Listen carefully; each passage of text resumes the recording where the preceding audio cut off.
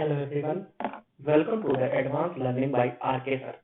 Advance learning by R K sir के आज के इस लेक्चर में हम देखेंगे अपने राज्य के नीति निर्देशक सिद्धांत के वस्तुनिष्ठ प्रश्न यानी मल्टीपल चॉइस क्वेश्चन जो हमारे प्रीवियस ईयर में आए हुए हैं। ठीक है, इससे पहले मैं अपनी पेन उठा लूं, एक मिनट।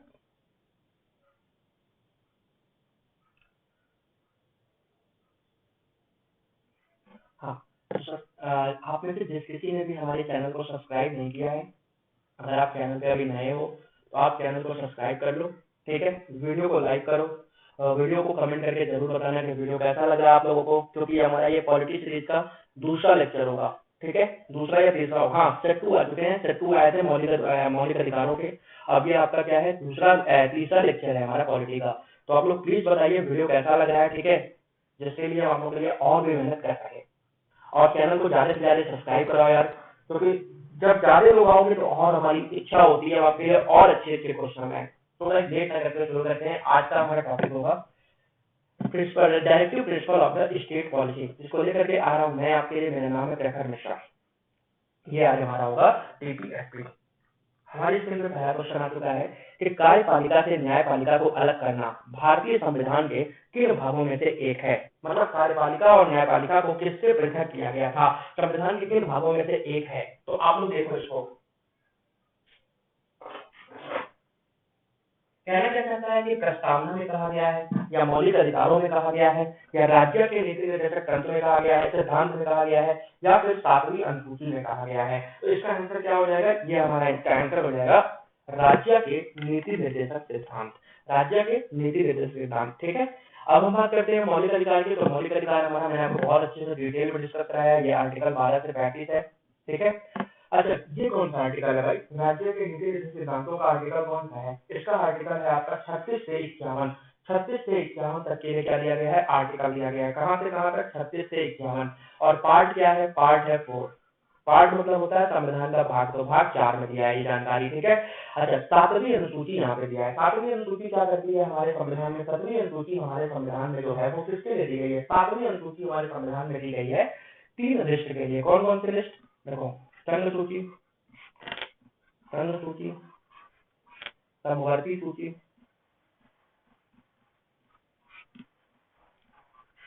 और इधर आपका हो गया राज्य सूची, राज्य सूची। ठीक है, ये 3 चीजें रखी हैं आपके, कहां पर, ये 3 चीजें आपके लिए रखी हैं 7वीं अनुसूची में, 7वीं अनुसूची में। अच्छा अगर मैं आपसे कहूँ विषय के बारे में, तो देखो संघ सूची में कितने सब्जेक्ट आते हैं, 59 सब्जेक्ट आते हैं। संघ सूची में कितने आते हैं, यहाँ पर 59 सब्जेक्ट आते हैं। और राज्य में कितने आते हैं, 54 आते हैं। और दोनों के लिए कॉमन जो समवर्ती सूची है उसमें 36 आते हैं। और मैं आपको बता दूं यहाँ पर अगर 36 जो समवर्ती सूची है इसमें केवल और केवल राज्य केंद्र दोनों कानून बना सकते हैं। लेकिन अगर कानून में टकराव होता है तो जीतेगा कौन, जीतेगा आपका केंद्र का कानून। ठीक है, प्रस्तावना के बारे में आप लोगों को बता दूं, प्रस्तावना क्या है। प्रस्तावना हमारे संविधान का जो है अभिन्न अंग है। मतलब प्रस्तावना हमारे संविधान की बहुत बड़ी चीज है। ठीक है, जिसमें क्या लिखा है, हम भारत के लोग। प्रस्तावना में क्या लिखा है, हम भारत के लोग, याद रखना इस चीज को। ठीक है, बाकी आप लोगों को डिस्कस डिटेल में कौन बताएंगे, डिटेल में आपको आरके सर के, डिटेल के लिए आपको क्या करना है, आरके सर के लेक्चर को एकदम ध्यान से देखना है यार। ठीक है, बिना आरके सर का लेक्चर देखे आप प्लीज इस लेक्चर को लेने मत आया करो। ठीक है, अगर आप इस लेक्चर को बिना आरके सर का लेक्चर देखे लेने आ रहे हो तो अपने साथ आप धोखा कर रहे हो। ठीक है, हमारे सब देखो प्रस्तावना क्या कहती है, प्रस्तावना बताती है कि हमारा मूल तत्व क्या होगा, कैसे कैसे चीजें हमारी चलेंगी। ठीक है, और यहाँ पर एक चीज प्रस्तावना में जो सबसे इंपॉर्टेंट क्वेश्चन आता है वो ये आता है कि केशवानंद भारती, कौन सा केस, केशवानंद भारती बनाम एक केस था केरल राज्य। इसमें क्या होता है, जिसमें 1973 का एक केस है जिसके बाद प्रस्तावना को क्या किया गया, संविधान का अभिन्न अंग मान लिया गया, संविधान का हिस्सा मान लिया गया। ठीक है, और उसके बाद प्रस्तावना में आज तक देखो एक चीज ये भी पूछा है, प्रस्तावना में क्या संशोधन संभव है। हाँ बिल्कुल संभव है। प्रस्तावना में एक ही बार संशोधन हुआ है, कब, 42वां संविधान संशोधन 1976 में। और इसमें किया क्या गया, इसमें हमारी प्रस्तावना में क्या जोड़ा गया, धर्मनिरपेक्ष समाजवाद और अखंडता को जोड़ दिया गया। तो क्या अगला क्वेश्चन देखते हैं। भारत के संविधान के कौन से संशोधन अधिनियम द्वारा राज्य के नीति निर्देशक सिद्धांतों को मौलिक अधिकार के रूप में दिया गया जहां भी वो संघर्ष में आए। अब देखो ये क्वेश्चन बहुत इंपॉर्टेंट है। ये क्वेश्चन क्या कहना चाह रहा है, ये कह रहा है कि ऐसा कौन सा आर्टिकल है, ऐसा कौन सा आर्टिकल है जो कहना क्या चाहता है कि ये कौन से आर्टिकल है जहां पर जो है संघर्ष होता है। जैसे मौलिक अधिकारों में संघर्ष हो गया और राज्य के नीति निर्देशक सिद्धांतों में संघर्ष हो गया, तो यहाँ पर क्या होता है, कौन जीतेगा, डीपीएसपी जीतेगा। कभी भी जो है डीपीएसपी ही जीतता है। ठीक है, तो ये कौन सा संविधान, ये कौन सा जो है क्या कहते हैं माना जाता है, कौन से संशोधन में कहा जाता है, तो ये कहा गया था 42वें संविधान संशोधन 1976 में। कहां पर, 42वें संविधान संशोधन 1976 में ये कहा गया कि जैसे मान लो एक कानून है जो डीपीएसपी में बना हुआ है, एक कानून जो है ये डीपीएसपी में बना हुआ है, और एक कानून कहाँ बना है, एक कानून आपका बना हुआ है यहाँ पर मौलिक अधिकार है, ये मान लो क्या है आपका फंडामेंटल राइट है। अब यहाँ पर क्या हुआ, ये कानून है और ये कानून है। अब आप जाते हो सुप्रीम कोर्ट के पास, सुप्रीम कोर्ट के पास आप जाते हो, कहते हो साहब ये हमारा मौलिक अधिकार है और ये मौलिक अधिकार में ये नीति निर्देशक तत्व में भी दिया है और ये साहब हमें सरकार दे नहीं रही है, तो सरकार सुप्रीम कोर्ट वहां पे मना भी कर सकती है। क्यों, क्योंकि डीपीएसपी को ही इंपॉर्टेंस दिया जाएगा वहां पर इंपॉर्टेंस किसको देंगे हम, डीपीएसपी को ही इंपॉर्टेंस देते हैं। ठीक है, डीपीएसपी को ही इंपॉर्टेंस है हमारे संविधान में। ठीक है, किस किस एक्ट में कहा गया, ये कहा गया 42वें संविधान संशोधन में। और 42वां संविधान संशोधन क्यों महत्वपूर्ण है, क्योंकि देखो इस समय आपातकाल लगा हुआ था, 1975 वाला आपातकाल लगा हुआ था।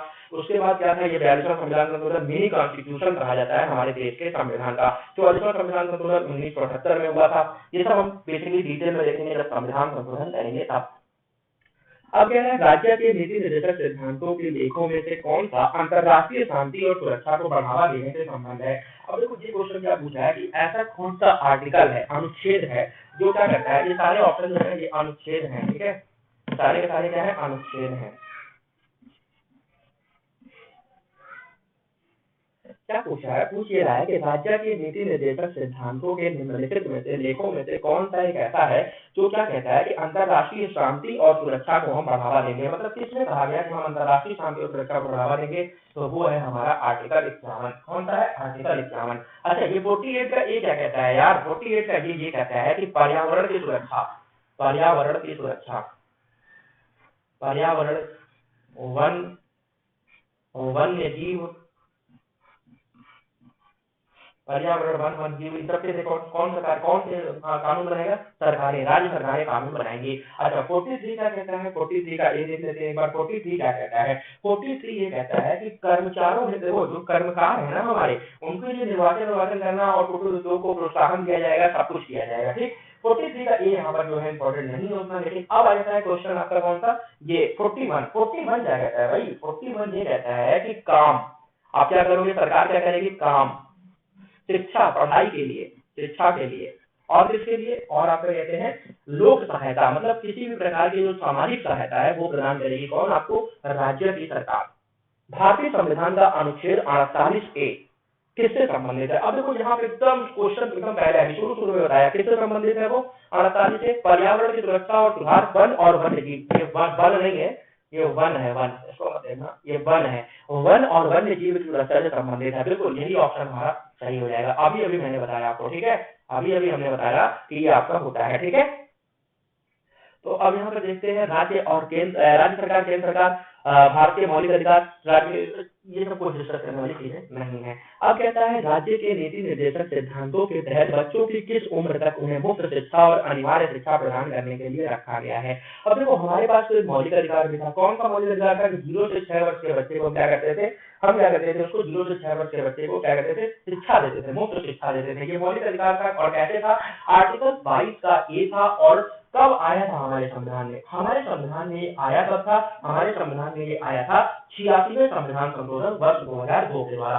86वें संविधान संशोधन 2002 के द्वारा। और इसमें क्या कहता है, 0 से 6 नहीं, 6 से 14 वर्ष तक के बच्चों की बात कही गई थी, किसमें, मौलिक अधिकार में। लेकिन अब यहाँ पर कहता है कि 0 से 14 वर्ष तक के बच्चों को अनिवार्य शिक्षा का अधिकार होगा। ये किसमें कहा गया है, तो 14 वर्ष के लिए कहा गया है। ठीक है, 14 वर्ष के लिए कहा गया है। अब मैं आपको बता दूं कि किस आर्टिकल में कहा गया है ये सारी बातें, तो देखो ये कहाँ कहा गया है, राज्य के नीति निर्देशक सिद्धांतों में कहा गया है। ठीक है, अब इसके लिए क्या होता है कि आगे देखते हैं कि अच्छा 14-15, ये तो वर्षों की बात है, तो इसमें कोई वो नहीं है। ठीक है, इसमें कुछ डिस्कस करने वाली चीज ही नहीं है ये। ठीक है, निम्नलिखित में से कौन राज्य नीति निर्देशक सिद्धांतों में शामिल नहीं है, शराब पर प्रतिबंध लगाना, काम का अधिकार देना, समान काम के लिए समान वेतन देना, सूचना का अधिकार देना। तो देखो ये तो बिल्कुल कहा गया है कि शराब पर प्रतिबंध राज्य सरकारें लगा सकती हैं। राज्य सरकारें क्या कर सकती हैं, शराब पर प्रतिबंध लगा सकती हैं। जैसे गुजरात में देख लो, जैसे बिहार में देख लो, शराब पर प्रतिबंध लगा हुआ है। काम का अधिकार, काम का अधिकार क्या है, हाँ बिल्कुल राज्य सरकारों को कहा गया कि आप क्या करोगे, काम का अधिकार दोगे। कैसे दोगे काम का अधिकार, बिल्कुल दोगे आप। कैसे दोगे, 38 में। 38 में क्या कहा गया, आर्टिकल नंबर 38। कौन सा आर्टिकल, 38। इसको नोट करके चला करो यार प्लीज। आर्टिकल 38 क्या कहता है, आर्टिकल 38 ये कहता है कि नागरिकों को हम क्या करेंगे, राजनीतिक, सामाजिक, आर्थिक और न्यायिक प्रबंध करेंगे, ठीक है। और इसी के बाद एक इसी से रिलेटेड आर्टिकल, आर्टिकल 41 कहाँ गया कर्सर, यहाँ है 41 क्या कहता है, 41 आर्टिकल ये कहता है कि हम क्या करेंगे, काम देंगे, शिक्षा देंगे, काम देंगे, शिक्षा देंगे। और देखो पीछे जो है मैंने कहा ना 14 वर्ष तक के बच्चों को, तो वो किसमें है, आर्टिकल 41 में। काम देंगे, शिक्षा देंगे, और क्या देंगे हम आपको, याद आ रहा है, काम, शिक्षा, और किसकी बात करता है आर्टिकल 41, लोक सहायता। हाँ लोक सहायता देंगे, लोक सहायता, लोक सहायता देंगे हम, ठीक है। इतनी सारी चीजें कहता है। उसके बाद कहता है एक समान काम के लिए एक समान वेतन हमें कहाँ से मिलता है, एक समान काम के लिए एक समान वेतन हमें कहाँ से मिलता है, तो ये हमें मिलता है केवल और केवल आर्टिकल 44 से, जो कहाँ दे रखा है, राज्य के नीति निर्देशक, सॉरी आर्टिकल 44 नहीं, ये आर्टिकल 39 का ए होगा, 39 का ए होगा समान कार्य समान वेतन, 39 का ए, ये 39 का ए हो जाएगा, समान कार्य समान वेतन, ठीक है। ये हमारा कहाँ पर है, डीपीएससी में है। सूचना का अधिकार ये हमारे डीपीएससी में कहीं नहीं है, तो हमारे जो क्वेश्चन पूछा है उसका ऑप्शन क्या हो जाएगा, यही हो जाएगा, ठीक है, सूचना का अधिकार। एक मिनट,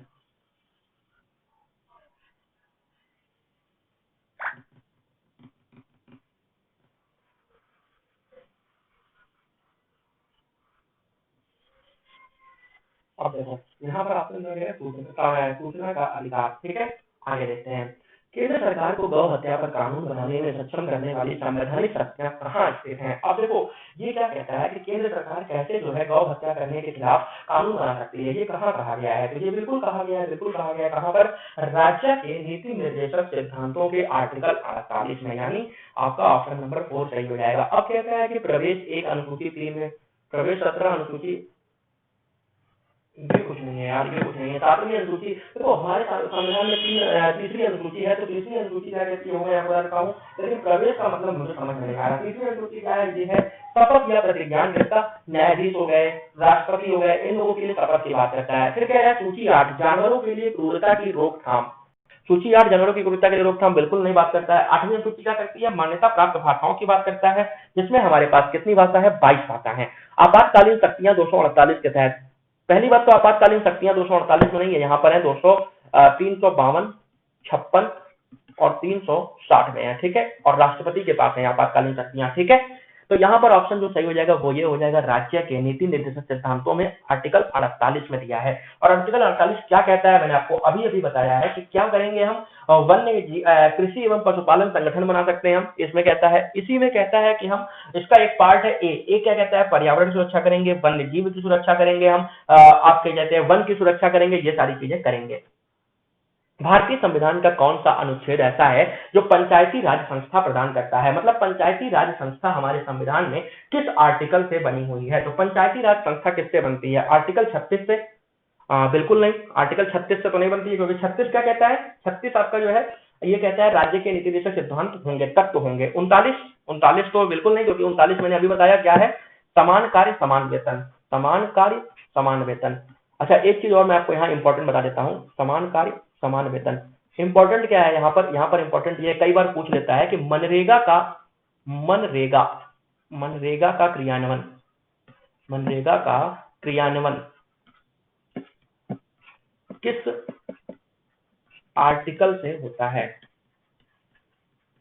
ये क्वेश्चन आए हुए हैं, ठीक है, किस आर्टिकल से होता है, तो इसका जवाब क्या हो जाएगा, 39 से ही होता है, 39 से ही होता है। और 39 में क्या होता है, मनरेगा का होता है। फिर आर्टिकल 48, आर्टिकल 48 मैंने अभी अभी आपको बताया, क्या बताया कि पर्यावरण सुरक्षा, वन्य जीवों की सुरक्षा करेंगे, तो यहाँ पर ऑप्शन क्या हो जाएगा, अनुच्छेद 40 हो जाएगा।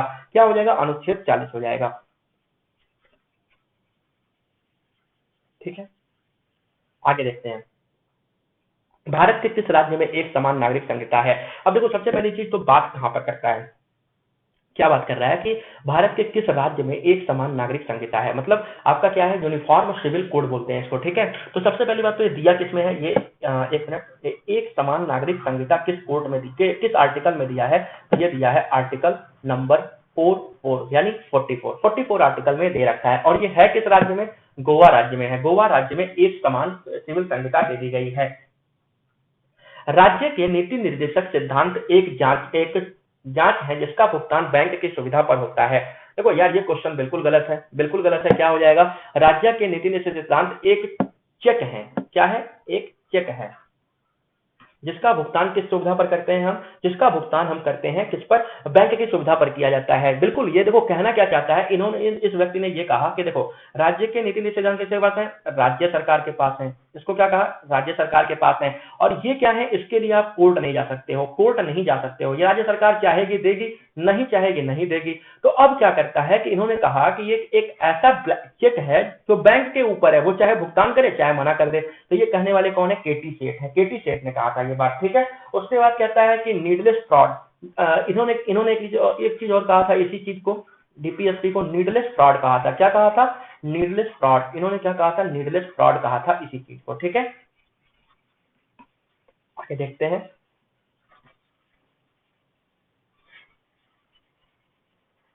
एक मिनट, मैं इसे रिमूव इसलिए करता हूँ ताकि पीडीएफ साफ साफ जाए।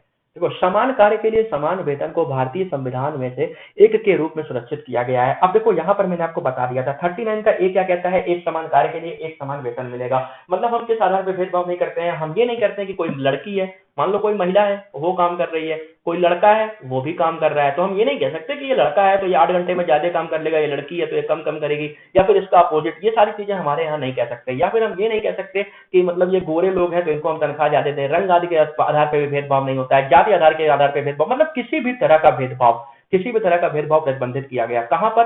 काम के लिए। काम के लिए क्या कहा गया? एक समान काम होगा तो एक समान वेतन होगा। मतलब अगर कोई फैक्ट्री में वर्कर है या फिर मान लिया कोई कहीं पे भी यार किसी भी काम को कर रहा है, तो जो चीज सैलरी एक आदमी को मिलेगी वही दूसरे को मिलेगी। तो ये किसमें कहा गया था? राज्य के नीति निर्देशक सिद्धांत। ये राज्य है, राज्य नीति के निर्देशक सिद्धांतों में कहा गया, ठीक है। राज्य नीति के निर्देशक सिद्धांतों में कहा गया। फिर कहता है वो पहला ऑप्शन क्या कह रहा है? मौलिक अधिकारों में कहा गया। तो इसके लिए सबसे पहली चीज कहां पर है? ये आर्टिकल 12 से 35, इसको बहुत डिटेल में बता रखा है। जिसको अभी ना पता हो, जिसने अभी पुराने लेक्चर ना देखे हो, वो मेरे भी लेक्चर देखें एमसीक्यू के, और साथ ही साथ मौलिक अधिकार के सर के लेक्चर देख ले। 101% आपके मौलिक अधिकार से कोई क्वेश्चन रह नहीं जाएंगे। मौलिक कर्तव्य कहां पर दे रखा है? देखो ये बढ़िया क्वेश्चन है। तो मौलिक कर्तव्य क्या है? हमारे संविधान में 44वें संविधान संशोधन से जोड़ा जा रहा है, ठीक है। सॉरी, 42वें संविधान संशोधन से। कहां पर? पार्ट हमारा है 4 क्या है? 4 का ए, पार्ट 4A, और आर्टिकल नंबर कितना है? 51 का ए यहां पर लिया जाता है। और इसके लिए कौन सी समिति बनी थी? स्वर्ण सिंह समिति की अनुशंसा पर, स्वर्ण सिंह समिति की अनुशंसा पर ये आया था, ठीक है। बाकी जब इसको डिस्कस करेंगे तो और अच्छे से बता देंगे आपको, ठीक है।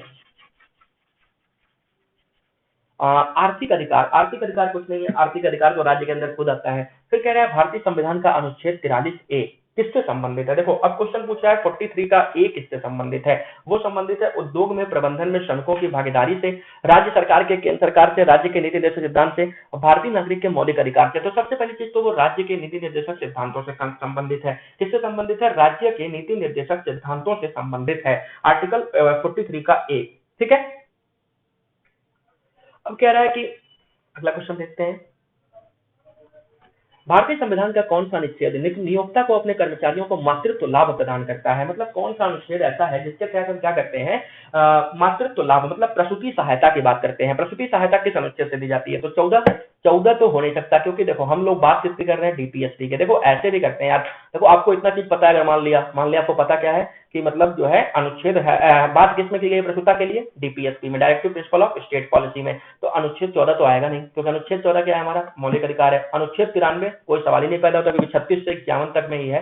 क्योंकि हमारे पास क्या है? 36 से 51 तक में ही हम बात करते हैं डीपीएसपी की। तो जाहिर सी बात है यार, अब हमारे पास कौन से ऑप्शन बने? 2 ऑप्शन बच गए, एक 42, एक 44। तो हमारा कौन सा ऑप्शन सही हो जाएगा? हमारा ऑप्शन सही हो जाएगा आर्टिकल नंबर 42, क्योंकि 44 के बारे में मैंने आपको बता ही दिया है, एक समान सिविल संहिता है, तो यहाँ से 42 सही हो जाता है, ठीक है। इस तरह से अल्टरनेट मतलब ऑप्शन को हटा के भी देख सकते हैं क्वेश्चन। सेवा में अनुसूचित जाति और अनुसूचित जनजाति के लिए आरक्षण की व्यवस्था प्रदान की गई है भारतीय संविधान के किस अनुच्छेद में? मतलब भारतीय संविधान का कौन सा अनुच्छेद ऐसा है जो सेवा में आरक्षण की बात करता है? सेवा में SC ST को आरक्षण कौन देता है? वो देता है आपका आर्टिकल नंबर 335। 335 किसके लिए बात करता है? 335 बात करता है किसके लिए? SC ST को आरक्षण, किसमें? सेवाओं में, सर्विसेज में, सरकारी नौकरियों में। भारतीय संविधान के संसद में उल्लेखित विचार और उद्देश्य आगे और विस्तृत किए गए हैं। मतलब भारतीय संविधान के जो संसद में उल्लेखित विचार हैं उनको और अच्छे से कहां दिखाया गया है? तो भाई कहां दिखाया जाएगा? मौलिक अधिकारों के अध्याय में नहीं, राज्य नीति के प्रत्यक्ष सिद्धांतों पर अध्याय, राज्य नीति के मौलिक अधिकारों और मौलिक कर्तव्यों के प्रत्यक्ष सिद्धांतों पर अध्याय, तो ये हो जाएगा राज्य नीति के प्रत्यक्ष सिद्धांतों पर अध्याय। कल्याणकारी राज्य की विचारधारा किसमें निहित होती है? कल्याणकारी राज्य की विचारधारा किसमें निहित है? मौलिक अधिकार में, राज्य के नीति निर्देशक सिद्धांत में, संविधान की प्रस्तावना में भाग 8 में। तो भैया देखो, राज्य के नीति निर्देशक सिद्धांतों में ये सारी बातें कही गई हैं, ठीक है। और अब यहाँ पर आ गई प्रस्तावना की बात। तो प्रस्तावना से संबंधित कुछ सवाल हमने आपसे पूछे थे, तो उसके आंसर चलो आज मैं दे देता हूँ आपको, ठीक है। पहला चीज तो हमने क्या पूछा था आपसे, किसने कहा था प्रस्तावना को राजनीतिक भविष्य? राजनीतिक भविष्य किसने कहा था? KM मुंशी ने कहा था। प्रस्तावना को राजनीतिक भविष्य किसने कहा था? KM मुंशी ने कहा था। नोट कर लेना इस चीज को, राजनीतिक भविष्य किसने कहा था? KM मुंशी ने। संविधान की आत्मा किसने कहा था? प्रस्तावना को संविधान की आत्मा किसने कहा था? ठाकुरदास भार्गव ने कहा था। ठाकुरदास भार्गव ने, किसने कहा था? ठाकुरदास भार्गव ने कहा था। संविधान की आत्मा किसको कहा था? ये कहा था प्रस्तावना को। उसके बाद पहचान पत्र किसने कहा था? पहचान पत्र किसने कहा था प्रस्तावना को? NA पालकीवाला। NA पालकीवाला ने कहा था कि प्रस्तावना हमारे संविधान की पहचान पत्र है। और अगर मैं आज एक क्वेश्चन और पूछ लूं कि प्रस्तावना को डिजाइन किसने किया था या प्रस्तावना पर पेंटिंग्स वगैरह किसने बनाई थी, तो वो किया था बोहर राम मनोहर सिन्हा। बोहर राम मनोहर सिन्हा।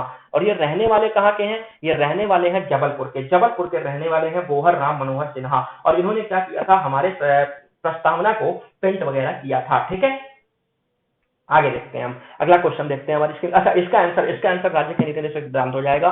भाग 8 क्या है? भारत की भाषा की सूची है। मौलिक अधिकार मैंने बता ही रखा है, प्रस्तावना के बारे में मैंने बता ही दिया। भारतीय संविधान के निम्नलिखित में से कौन सा लेख कल्याणकारी राज्य की घोषणा से संबंधित है? मतलब कह रहा है कि निम्नलिखित में से कौन सा ऐसा है जो कल्याणकारी राज्य की घोषणा से संबंधित है। तो कल्याणकारी राज्य की घोषणा कहाँ लिखी हुई है? ये लिखी हुई है राज्य के नीति निर्देशक सिद्धांतों में। और 36 से 51 आर्टिकल है, 36 से 51, ठीक है। क्या है यहाँ पर? 36 से 51 आर्टिकल है। और कल्याणकारी लेख मिलता कहाँ है हमें?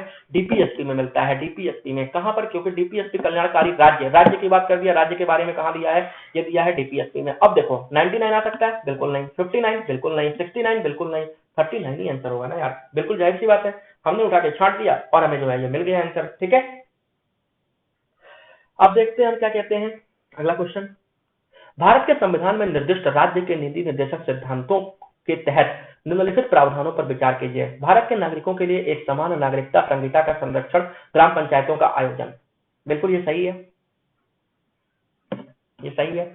फिर कह रहा है ग्रामीण क्षेत्रों में कुटीर उद्योगों को बढ़ावा देना। बिल्कुल सही है, बिल्कुल सही है। सभी श्रमिकों को उचित अवकाश और सांस्कृतिक अवसरों को सुरक्षित देना, इसमें यह भी सही है। निम्नलिखित में से कौन सा गांधीवादी सिद्धांत है जो राज्य के नीति निर्देशक सिद्धांतों में परिलक्षित होता है? तो अब मैं आपको बता दूं, ग्रामीण क्षेत्र में कुटीर उद्योग को बढ़ावा देना, ये क्या? देखो गांधीवादी सिद्धांत पूछ लिया ना, तो गांधीवादी सिद्धांत यही था यार। कौन सा? Article number 40। आर्टिकल नंबर 40 था। और इसमें कहता क्या है? कहता यह है कि ग्रामीण उद्योगों को आपको बढ़ावा देना है। उसके बाद चलो मैं आपको और बता देता हूँ, आर्टिकल नंबर 40 ही नहीं, केवल आर्टिकल नंबर 46। 46 क्या है? एससी एसटी और ओबीसी लोगों को क्या करना है? अर्थ संबंधी व्यवस्था करनी है। यानी आर्टिकल, देखो लिख लेना इसको, आर्टिकल 40, आर्टिकल 46, ठीक है।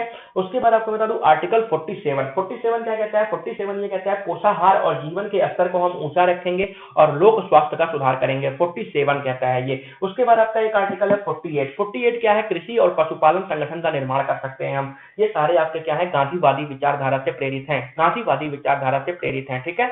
और उसके बाद आपको बता दूं समाजवादी विचारधारा, दूसरी क्या आती है? समाजवादी विचारधारा। तो इसके लिए क्या है हमारे पास? इसके लिए हमारे पास है आर्टिकल 38। आर्टिकल 38 मतलब 38 नंबर। आर्टिकल 39, 38 क्या कहता है? 38 नंबर कहता है आपका क्या? आर्टिकल 38 कहता है कि आप क्या करोगे? नागरिकों को सामाजिक, आर्थिक और क्या करोगे? राजनीतिक न्याय दिलवाओगे। कौन दिलवाएगा? राज्य की सरकार। 39 क्या कहता है? समान कार्य समान वेतन, निःशुल्क न्याय की बात करता है। फिर 41 नंबर आर्टिकल क्या है? काम, शिक्षा और लोक का सहायता प्रदान करना। लोग सहायता भी प्रदान करेंगे हम, काम भी लोगों को देंगे और उसके बाद शिक्षा भी देंगे। उसके बाद 42 नंबर क्या है? प्रसूति सहायता, मातृ पुलिस लाभ जिसको कहते हैं ये मिलेगी आपको। काम की न्याय संगतता होगी आपके साथ, 42 नंबर आर्टिकल कहता है। 43 क्या कहता है, 43 ये कहता है कि यहाँ पर कामकारों के लिए क्या है, मतलब प्रबंधन में वो हिस्सा लेंगे, कामकार क्या करेंगे, प्रबंधन में हिस्सा लेंगे। ऐसा नहीं है कि प्रबंधन की बातें कामकारों को बताया बिना काम प्रबंधन कुछ नहीं कर सकता है, तो ये गलत हो जाएगा, ठीक है। तो 43 नंबर हो गया। उसके बाद आपका 43 और 47 भी है। 47 भी आपका क्या है, समाजवादी है। इस चीज को एकदम अच्छे से नोट कर लेना यार, 47 भी आपका समाजवादी है, ठीक है। अगला क्वेश्चन देखते हैं। ग्राम शासन के माध्यम से राम शासन किसने कहा था, ग्राम शासन के माध्यम से राम शासन शब्द किसने कहा था, जवाहरलाल नेहरू ने कहा था, जयप्रकाश नारायण ने कहा था, विनोबा भावे ने कहा था, या फिर महात्मा गांधी ने कहा था। तो ये कहा था मिस्टर महात्मा गांधी ने, महात्मा गांधी जी ने कहा था हमारे, क्या कहते हैं, ग्राम शासन के माध्यम से राम शासन की बात करते हैं। भारतीय संविधान का कौन सा भाग सामाजिक और आर्थिक लोकतंत्र को सुनिश्चित करता है, सामाजिक और आर्थिक लोकतंत्र को सुनिश्चित करने वाला कौन है। आपातकाल का प्रबंध ये तो बिल्कुल नहीं हो सकता। केंद्र और राज्य का संबंध ये तो सुप्रीम कोर्ट का मूल अधिकार है। राज्य के निर्देश सिद्धांत बिल्कुल यही सही होगा। निम्नलिखित में से कौन भारतीय नागरिकों को आर्थिक न्याय सुनिश्चित कराता है, आर्थिक न्याय कौन सुनिश्चित कराता है, मौलिक अधिकार बिल्कुल नहीं, मौलिक कर्तव्य नहीं, प्रस्तावना नहीं, तो राज्य के नीति निर्देश सिद्धांत हो जाएगा। अच्छा, ये सारी चीजें मैंने बहुत डिटेल में बता दी है, ये भी बता दिया आपको, ये भी बता दिया, इसका तो पूरा लेक्चर ही है, ये भी आपको बता ही दिया। भारतीय संविधान के किस अनुच्छेद में यूनिफॉर्म सिविल कोड का उल्लेख है, देखो अगेन वही क्वेश्चन, आर्टिकल नंबर 44, ठीक है। देखो क्वेश्चन रिपीटेड है लेकिन आए हुए हैं यार, देखो लैंग्वेज चेंज करके क्वेश्चन रिपीट होते हैं। अब इसमें ये मत कहना आप लोग कि सर एक ही क्वेश्चन बार बार रिपीट हो रहा है, बार बार रिपीट आपका वहीं से हो रहा है जहां से आपका क्वेश्चन बन रहा है, आयोग से ही रिपीटेड है, तो उसमें मैं क्या कर सकता हूं यार, मैं तो बताऊंगा ही बताऊंगा। आर्टिकल 41 मैंने बता दिया, 43 मैंने बता दिया। आर्टिकल 4 क्या है, अब देखो ये एकदम नए तरीके का आर्टिकल आ गया, क्या आर्टिकल 4 आ गया। तो आर्टिकल 4 क्या कहता है, आर्टिकल 4 ये कहता है कि देखो ये किससे संबंधित है, पहले तो ये जान लो, ये भारत के संघ तथा उसके राज्य से संबंधित है, भारत के संघ तथा उसके राज्य से संबंधित है। और इसके लिए आपको जानना क्या पड़ेगा, 1 से 4 तक आर्टिकल के लिए बात करता है, भारत के संघ तथा राज्य। और इसमें आर्टिकल 1 क्या कहता है कि भारत का एक संघ होगा, भारत एक राज्यों का संघ होगा, भारत क्या होगा, राज्यों का संघ होगा, ये क्या कहता है, आर्टिकल 1 कहता है, ठीक है। 2 क्या कहता है, आर्टिकल 2 कहता है कि नए राज्य का गठन किया जा सकता है, नए राज्य का गठन हो सकता है। आर्टिकल 3 क्या कहता है, आर्टिकल 3 ये कहता है कि संसद राज्य की सीमा या नाम में परिवर्तन कर लेगी, नाम में या सीमा में परिवर्तन संसद कर लेगी। लेकिन अब चौथा आर्टिकल जो यहां पूछा है वो ये क्या कहता है, वो ये कहता है कि इस वाले आर्टिकल और इस वाले आर्टिकल, इन दोनों में अगर परिवर्तन करना है तो क्या करना पड़ेगा, संशोधन करना जरूरी नहीं है, संविधान संशोधन करना इसके लिए जरूरी नहीं है, सामान्य बहुमत से लोकसभा या राज्यसभा से हो जाएगा ये। लेकिन क्या होता है कि यदि संसद किसी दूसरे देश को कोई राज्य देती है तो उसमें हमें क्या चाहिए, संविधान संशोधन चाहिए। निम्नलिखित में से कौन सा राज्य के नीति निर्देशक सिद्धांत है, एक राज्य बेहतर पर्यावरण की रक्षा के लिए प्रयास करेगा, बिल्कुल ये तो है ही, राज्य बेहतर शिक्षा, राज्य कानून के समक्ष किसी भी व्यक्ति को समानता से इनकार नहीं करेगा, ये हमारा मौलिक अधिकार है, ये तो हमारा क्या है, मौलिक अधिकार है, इसको तो कोई मतलब ही नहीं है। राज्य किसी व्यक्ति के साथ धर्म, जाति, लिंग के जन्म के आधार पर भेदभाव नहीं करेगा, ये भी मौलिक अधिकार है। अस्पृश्यता का अंत, ये भी मौलिक अधिकार है। चलो अब यहाँ मैं तुमको तुरंत बता देता हूँ, ये आर्टिकल 14 में दिया है, ये आर्टिकल 14 में है, बताऊंगा नहीं मैं कि क्या मैं बता रहा हूँ। अस्पृश्यता का अंत कहाँ है, अरे देखो बता ही दिया, मुझे यही तो नहीं बताना था कि कौन सा कहाँ पे है, मैं बताने वाला था केवल आर्टिकल, आपको खोजना था कि वो किस में है, ठीक है। चलो कोई नहीं, आगे देखते हैं।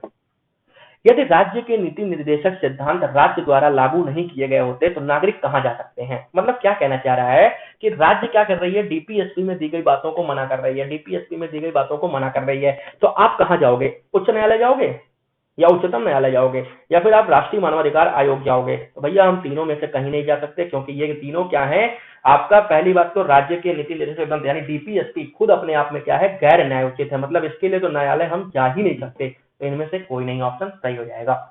किस दिशा सिद्धांत के महात्मा गांधी के नैतिक दर्शन पर सीधा प्रभाव पड़ता है, किस दिशा सिद्धांत का महात्मा गांधी के नैतिक सिद्धांत पर सीधा प्रभाव पड़ता है, तो मैंने आपको बता दिया, गौ हत्या पर प्रतिबंध किसके ऊपर पड़ता है, आपका महात्मा गांधी से विचारधारा से प्रेरित है, गौ हत्या पर प्रतिबंध, ठीक है, गांधीवादी का सिद्धांत है ये। सो गाइस ये था आज का लास्ट क्वेश्चन, ठीक है। आज के लेक्चर में इतना ही, और प्लीज अगर आप लोगों को इस टॉपिक से रिलेटेड कोई भी प्रॉब्लम है तो आप कहां पर व्हाट्सएप करोगे, इस नंबर पर आप हमें व्हाट्सएप करिए, आपके जो भी डाउट है उसको सॉल्व तैयार करने का पूरा प्रयास करेंगे हम लोग, ठीक है। So guys thank you. आप में से जिसने भी चैनल को सब्सक्राइब नहीं किया, चैनल को सब्सक्राइब कर लो, वीडियो को लाइक कर दो और कमेंट में प्लीज बताना यार कि क्वेश्चन कैसे लग रहे हैं, ठीक है। क्योंकि देखो जब तक आप ये नहीं बताओगे क्वेश्चन कैसे लग रहे हैं या फिर आपको कैसा लग रहा है, ठीक है, लेक्चर कैसे लग रहा है, उसी हिसाब से हम मॉडिफिकेशन करेंगे। और ठीक है, और जिस तरह की चीजें आपको चाहिए आप बिल्कुल बता सकते हो। आप में से कोई मतलब देखो अगर कहीं पे भी कोई प्रॉब्लम आ रही है तो आप व्हाट्सएप भी कर सकते हो। साथ ही साथ अगर हमें जरूरत लगती है तो हम आपको कॉल भी करते हैं, हमें जरूरत लगती है तो हम आपको कॉल भी करते हैं। जब हमें लगता है कि मैसेज से इस डाउट को नहीं सुलझाया जा सकता तो हम आपको कॉल भी करते हैं। इसलिए प्लीज आप हमें कॉल ना करें, हम आपको कॉल जरूर करेंगे अगर हमें लगता है तो। सीधा कॉल करोगे ब्लॉक किए जाओगे, इसलिए सो प्लीज व्हाट्सएप करिए आप लोग, जिसको भी कोई दिक्कत है इस नंबर पे, ठीक है। तो guys thank you and take care.